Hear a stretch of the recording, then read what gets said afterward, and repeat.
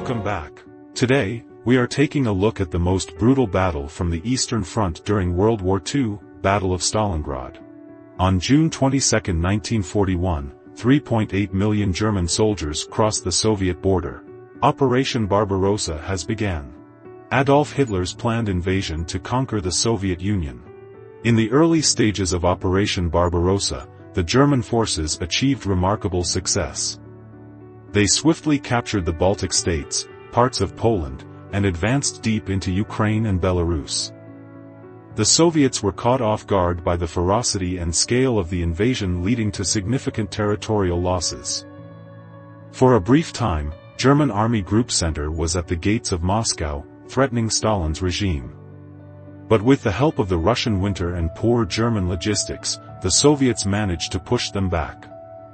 The Germans had stabilized a front running from Leningrad south to Rostov. Hitler and the German Army High Command realized that if they want a prolonged conflict with the Soviet Union, they need access to their oil fields in the Caucasus in order to maintain the mechanized thrust of the German blitzkrieg and to cut the Soviets off from their own supply of oil.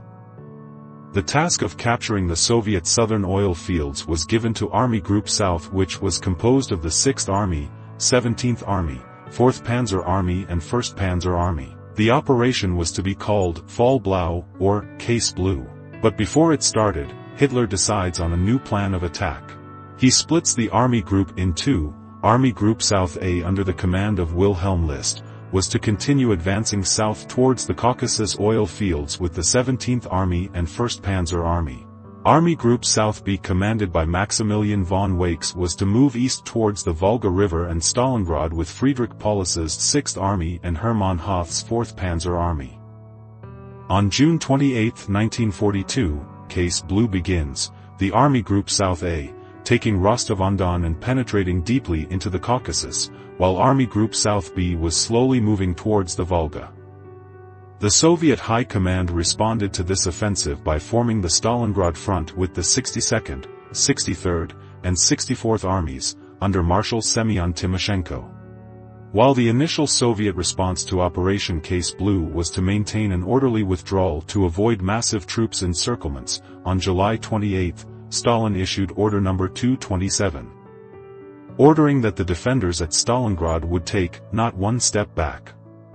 He also refused the evacuation of any civilians. Near the end of August, the 4th Panzer Army is closing in on the city of Stalingrad from the west, while the 6th Army, under General Friedrich Paulus, advances to the city from the northwest. Hitler intervened again in the operation, and ordered Hoth's 4th Panzer Army to move south to the Caucasus with the Army Group South A. The Soviet 62nd Army, under the command of General Vasily Chukov, retreated into Stalingrad ready to put up a fierce resistance. By mid-September, the Germans managed to push deep inside Stalingrad, leaving the Soviets with a 9 miles or 15 kilometers long strip and 2 to 3 miles or 3 to 5 kilometers wide of territory in the city west of the Volga. But the Germans never tried to cross the Volga River and disrupt the Soviets from behind. Thus the Soviets amassed huge numbers of artillery pieces on the east bank and started pounding the German positions around the clock.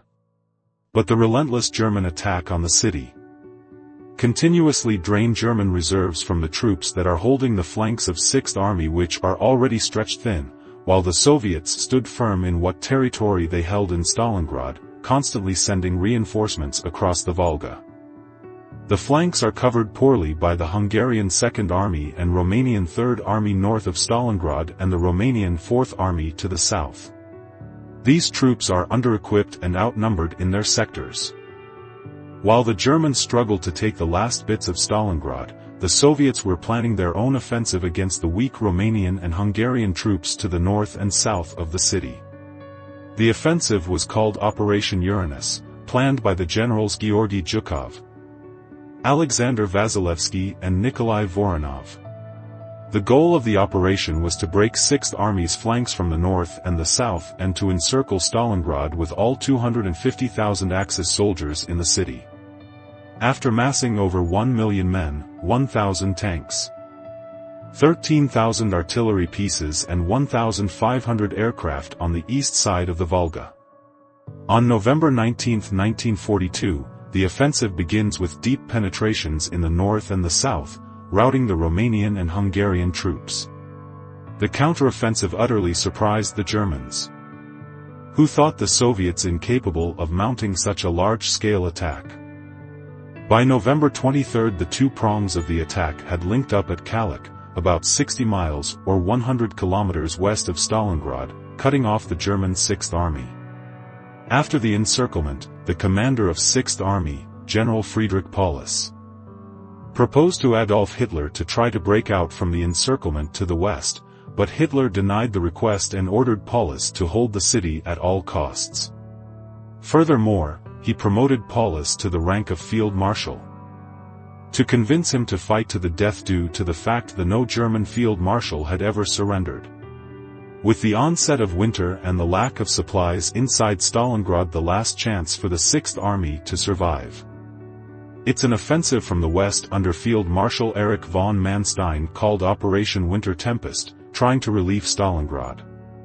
But when Operation Winter Tempest launched on December 12, 1942, Hitler orders Paulus not to attack westwards to try to link up with Manstein's troops but to hold the city.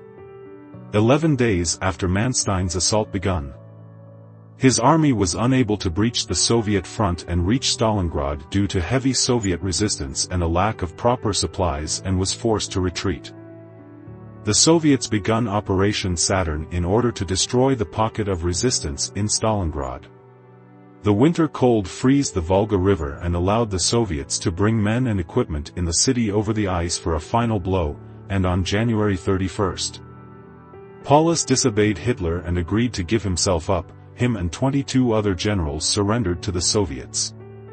On February 2, 1943, the remaining at least 90,000 Axis troops, almost froze to death and starving, surrendered and will go into harsh Soviet captivity, and close to 5,000 will ever return to their homelands. Field Marshal Frederick Paulus will remain in Soviet captivity until 1953.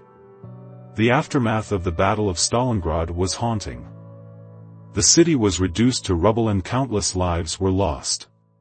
The Axis casualties were 800,000 soldiers dead, missing or wounded, while the Soviets suffered 1.1 million casualties and at least 40,000 civilians killed.